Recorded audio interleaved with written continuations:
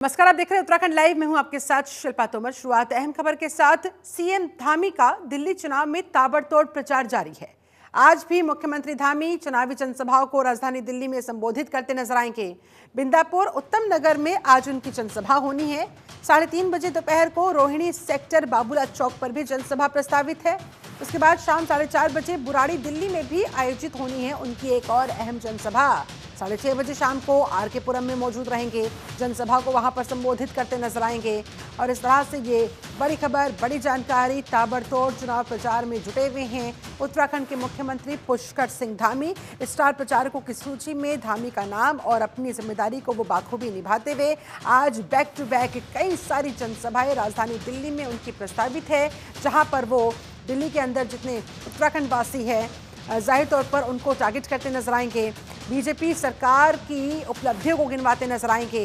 BJP प्रत्याशी के समर्थन में लोगों से वोट की अपील करते नजर आएंगे। बैक टू बैक आज 4-4, 5-5 जनसभाएं मुख्यमंत्री पुष्कर सिंह धामी की। और इस तरह से राजधानी दिल्ली में डेरा जमाए हुए हैं सीएम धामी, अपनी जिम्मेदारी को बाखूबी निभाते हुए। जो जिम्मेदारी उन्हें दी गई है, जो मोर्चा उन्होंने फिलहाल संभाला हुआ है, दिल्ली में विधानसभा चुनाव होने हैं, वक्त बेहद कम बाकी बचा है, 5 फरवरी को वोट डाले जाने हैं। ऐसे में ये जो कुछ आखिरी के दिन हैं, पुरजोर कोशिशें यहां पर की जा रही है। ताबड़तोड़ जनसभाएं आज उनकी प्रस्तावित है। हरीश खन्ना हमारे साथ संवाददाता ज्यादा जानकारी के साथ कनेक्ट हो गए हैं। हरीश, लगातार मेहनत के साथ, जी जान के साथ चुनाव प्रचार में जुटे हुए नजर आ रहे हैं पुष्कर सिंह धामी। लग रहा है मेहनत रंग लाएगी। बिल्कुल, देखिए शिल्पा, जिस तरह से आपने उत्तराखंड का निकाय चुनाव देखा तो यहाँ पर तमाम जो नगर निगम है वहां पर भाजपा को जीत मिली है और मुख्यमंत्री लगातार मैदान में थे। तमाम लोगों से उन्होंने किया था और इसका नतीजा रहा कि कहीं न कहीं जो उत्तराखंड की जो सभी जो सीटें हैं वो भाजपा की झोली में आई हैं। अगर हम बात करें दिल्ली की, तो दिल्ली में भी चुनाव होने हैं, तो चुनाव को लेकर के मुख्यमंत्री स्टार प्रचारक के रूप में लगातार प्रचार प्रसार कर रहे हैं।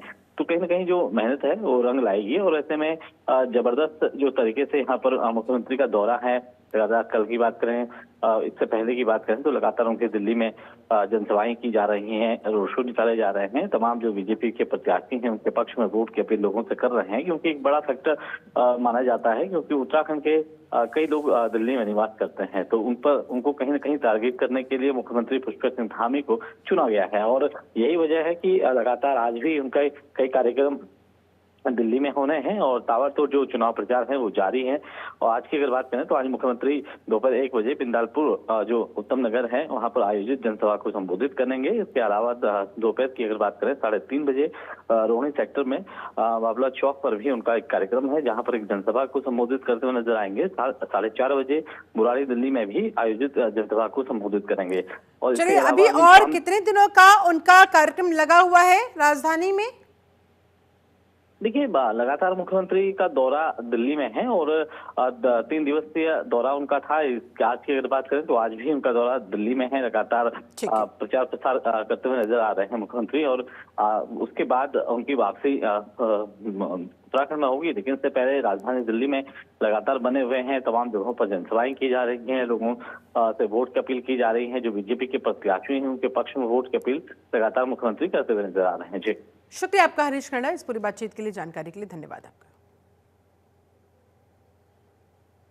वहीं आज खास मौका है बसंत पंचमी का और मुख्यमंत्री पुष्कर सिंह धामी ने भी बसंत पंचमी की बधाई दी। सीएम धामी ने प्रदेशवासियों को बधाई देते हुए लिखा, मां सरस्वती की कृपा आप सभी पर बनी रहे, आपके ज्ञान, आपके विवेक में विस्तार हो सके, सभी के जीवन में सुख का, समृद्धि का वास हो। इसी कामना के साथ, इन शब्दों के साथ आज बसंत पंचमी की शुभकामनाएं और बधाइयां उत्तराखंड के मुख्यमंत्री पुष्कर सिंह धामी की तरफ से प्रदेशवासियों को दी गई है।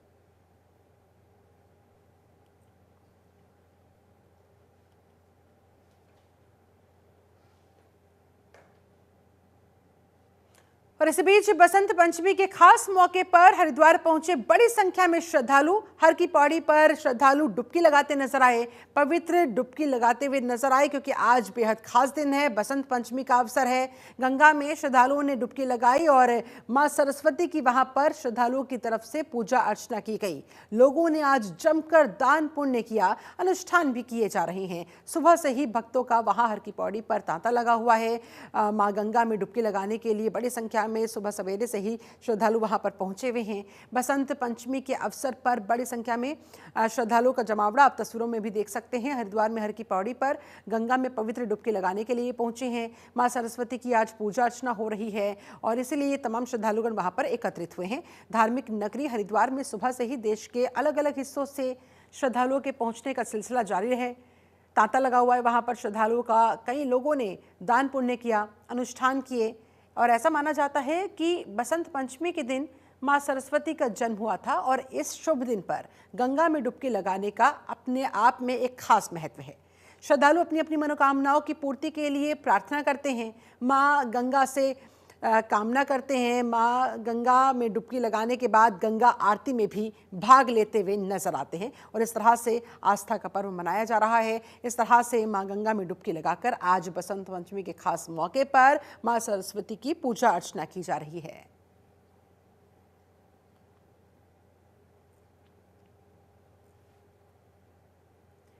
वही विश्व प्रसिद्ध बद्रीनाथ धाम के कपाट खुलने की तिथि आज बसंत पंचमी को नरेंद्र नगर राजदरबार में पंचांग गणना की इसके बाद तय होगी।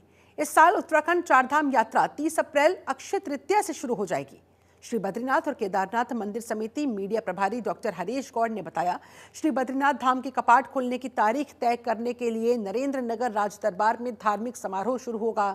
पूजा अर्चना होगी, पंचांग गणना होगी, उसके बाद ही श्री बद्रीनाथ धाम के कपाट खोलने की तारीख घोषित की जाएगी।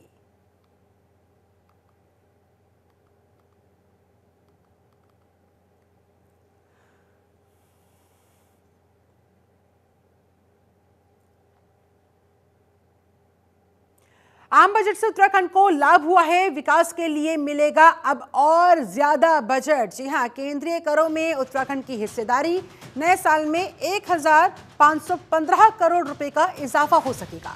पूंजीगत मद में ब्याज मुक्त कर्ज की राशि में भी जो इजाफा किया गया है, इसीलिए कहा जा रहा है कि अब उत्तराखंड की विकास की इस यात्रा को और पंख लग सकेंगे। विकास के लिए और ज्यादा जो बजट मिलेगा केंद्र की तरफ से, इससे जाहिर तौर पर डबल इंजन की सरकार के नेतृत्व में तेजी के साथ उत्तराखंड विकास की ओर बढ़ पाएगा। आम बजट से उत्तराखंड वासियों में भी खुशी की लहर है। विकास के लिए ज्यादा बजट मिलेगा तो ज्यादा यहाँ पर उत्तराखंड के अंदर विकास के कार्य किए जा सकेंगे।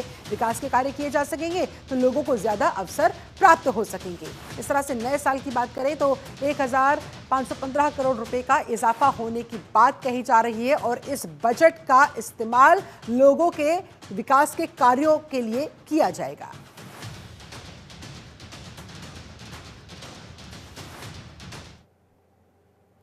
वहीं उत्तराखंड के टैक्स पेयर्स को भी लाभ हुआ है। 3.5 लाख टैक्स पेयर्स को ये फायदा पहुंचा। आयकर छूट सीमा 12 लाख जो हुई है, यानी कि 12 लाख तक की कमाई पर आपको कोई टैक्स नहीं देना होगा।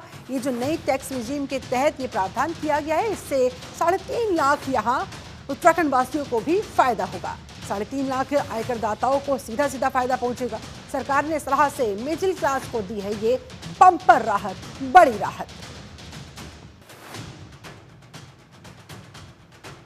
तो हर बार उम्मीद तो की जाती है, लेकिन इस बार उम्मीद से ज्यादा सरकार की तरफ से जो मिल गया, इसकी खुशी उत्तराखंड में भी लोग मना रहे हैं। 3.5 लाख आयकर दाताओं को, यानी कि टैक्स पेयर्स को यहाँ पर सीधा सीधा फायदा पहुंचेगा, क्योंकि अब 12 लाख तक की सालाना कमाई और ऊपर से 75,000 आप स्टैंडर्ड डिडक्शन भी इसमें इंक्लूड कर लीजिए। कुल मिलाकर 12,75,000 तक की कमाई पर आपको कोई टैक्स नहीं देना होगा। इससे उत्तराखंड में 3.5 लाख टैक्स पेयर्स को सीधा सीधा फायदा पहुंचा है, उनको ये लाभ हुआ है।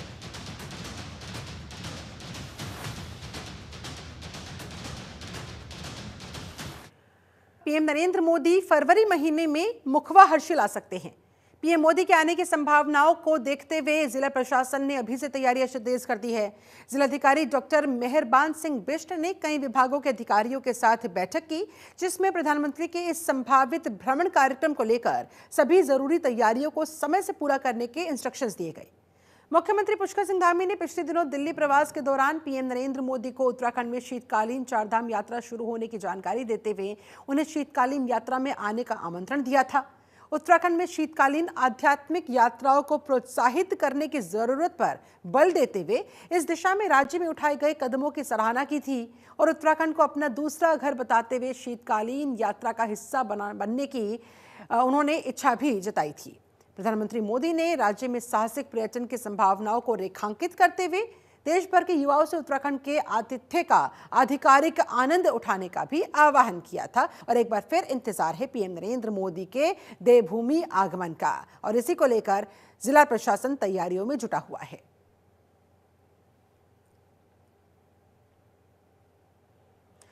वहीं अल्मोड़ा में 38वें राष्ट्रीय खेलों के तहत योगासन प्रतियोगिता का आगाज हो चुका है। प्रतिभागी योगासन की विविध कलाओं का प्रदर्शन कर रहे हैं। योगासन की आर्टिस्टिक पुरुष में छत्तीसगढ़ को गोल्ड मेडल, उत्तराखंड को सिल्वर मेडल और हरियाणा को कांस्य पदक मिला। इस वर्ग की प्रतियोगिता में छत्तीसगढ़ के लिए प्रभाकर सिंह, प्रकाश कुमार साहू ने हिस्सा लिया। उत्तराखंड के लिए अजय वर्मा और हर्षित शामिल हुए। हरियाणा के लिए कमल और अभिषेक ने प्रतियोगिता में हिस्सा लिया। वहीं जिलाधिकारी आलोक कुमार पांडे ने विजेताओं को पदक से सम्मानित किया।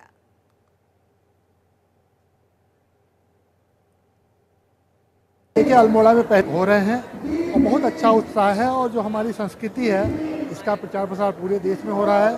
पूरे देश के खिलाड़ी काफ़ी अपने आप को संतुष्ट महसूस कर रहे हैं और हम लोग इसका एक पार्ट होकर अपने आप को अच्छा महसूस कर रहे हैं। इसी तरह से ये खेल सकुशल चलता रहे, ये प्रार्थना है और इसे हम लोग शांतिपूर्ण और अच्छे से निपटाएंगे। देखिए, अल्मोड़ा बहुत अच्छी है। प्रैक्टिस तो गोल्ड मेडल मैच की थी और फाइट बहुत अच्छी थी। मैच करके काफी अच्छा लग रहा है कि गोल्ड मेडल आ गया। टीम को रिप्रेजेंट करा, ब्रॉन्ज मेडल जीता। नेक्स्ट गोल्ड के लिए तैयारी पूरी पक्की तैयारी है हमारी। जो नेक्स्ट इवेंट अभी 3 तारीख को आर्टिस्टिक। वहीं उत्तराखंड पुलिस महानिदेशक दीपम सेठ हरिद्वार पहुंचे, जहां उन्होंने वरिष्ठ पुलिस अधीक्षक परमेंद्र डोभाल और अन्य पुलिस अधिकारियों के साथ अहम बैठक। खेलों के आयोजन और 5 फरवरी को लंढौरा में प्रस्तावित महापंचायत को लेकर पुलिस की तैयारियों की समीक्षा की गई। डीजीपी ने अब तक की गई तैयारियों की जानकारी ली। कानून व्यवस्था को कैसे मजबूत रखा जा सकता है, इसको लेकर सख्त निर्देश दिए। उन्होंने कहा कि किसी भी प्रकार की लापरवाही बर्दाश्त नहीं की जाएगी और आवश्यकता के मुताबिक कड़े कदम उठाए जाने चाहिए।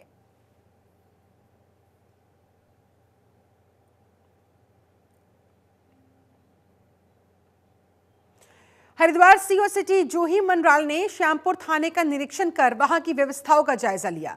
उन्होंने आर्म्स हैंडलिंग और प्रैक्टिस को महत्वपूर्ण बताते हुए नियमित अभ्यास पर जोर दिया।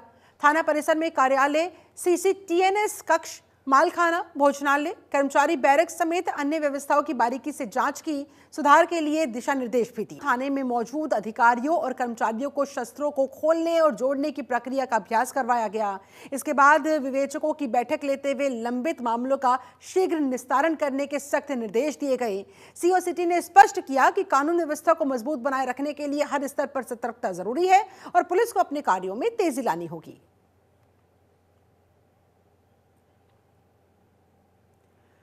चलिए, इसी के साथ उत्तराखंड की अहम खबरों में फिलहाल बस इतना ही। बने रहे जनतंत्र टीवी के साथ।